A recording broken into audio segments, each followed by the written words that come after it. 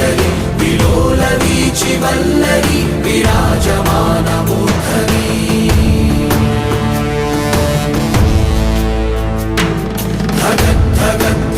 ജ്വലല്ലലാടപട്ടപാവകേ കിശോര ചന്ദ്രശേഖരേ പ്രതിക്ഷണം മമ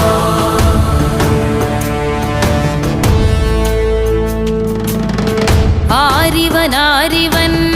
കല്ലും തൂക്കിപ്പോയിടുന്നോൻ പൈതൽ പോലെ തോളുമേലെ നിന്നെ തൂക്കിപ്പോയിടുന്നോൻ ആരോരും കണ്ടതില്ല ആരുമേ കേട്ടുമില്ല